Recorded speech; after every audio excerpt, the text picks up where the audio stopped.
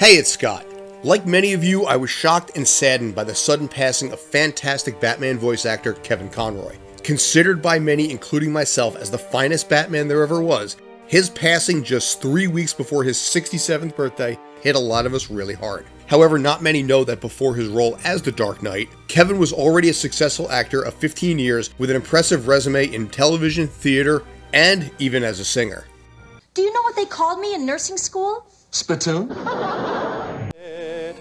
So that one heart we can make of it. But you're not here for that. In honor of Best Bat, and in no particular order whatsoever, are personally my favorite lines from across his full 30-year career as Bruce Wayne.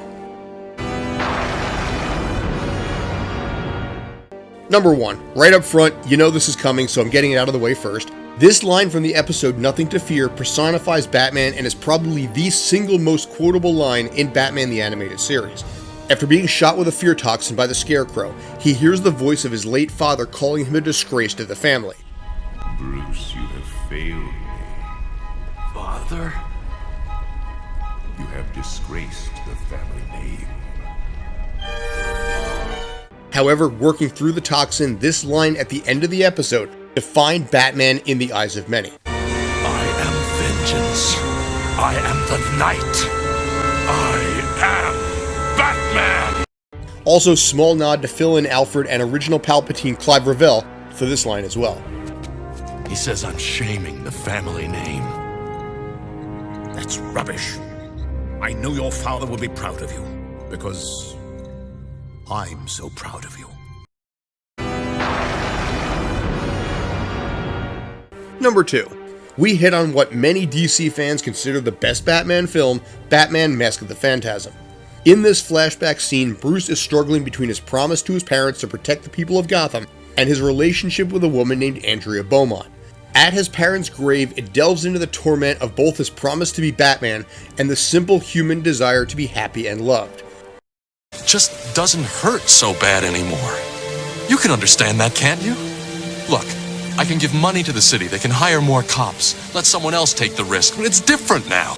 Bartering with his dead parents to simply be happy while questioning if it's wrong to be so.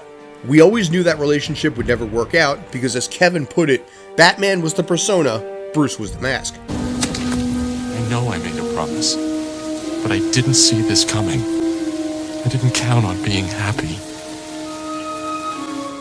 However, in this scene, you see a little bit of the other way around.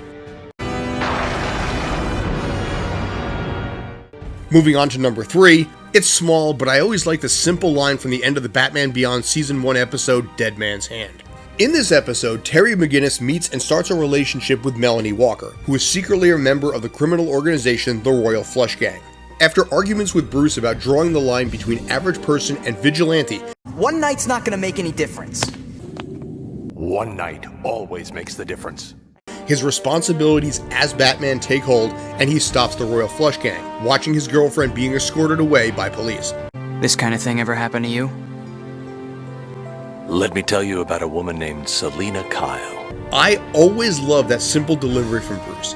In that one line and in that rare smile, he showed he 100% understood the pain Terry went through with his life as Batman.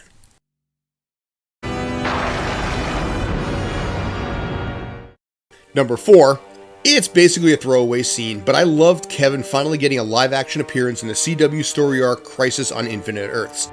You start with a code. You hang on to it with every self-righteous breath.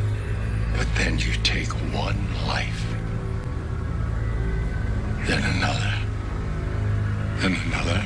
Conroy, who physically in many ways looks like a grizzled Batman finally getting out from behind the mic, was decades in waiting and was 100% pure fan service. Additionally, with a small nod to Frank Miller's Dark Knight Returns, and even a little bit of 2008's Dark Knight.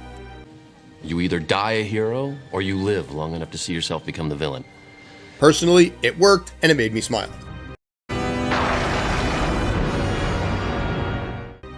And number 5, heading back to Batman Beyond, this time with Return of the Joker, Terry's conversation with Bruce about being Batman to help him reconcile with his own juvenile criminal past.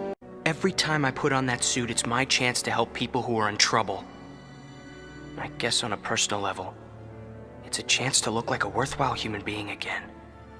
In my eyes, if no one else's. However, once again, being the father figure to Terry at the end of the film, he points out the error in Terry's rationale. Terry, I've been thinking about something you once told me.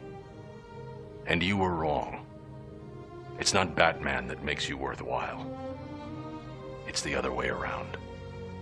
Never tell yourself anything different. It's simple, but it shows that our past does not have to define us. It's our present and our future that does. And with that, Bruce works on some reconciliation of his own, visiting his estranged friend and former Robin, Tim Drake. Hello, Tim. Hi, old man. And that's my 5. Some of you may agree, some of you may not. Either way is fine, but feel free to let me know in the comments. And especially thank you, Kevin Conroy. Your Batman redefined a character that up until that point had only largely been known to the public via Adam West or the Tim Burton Michael Keaton films.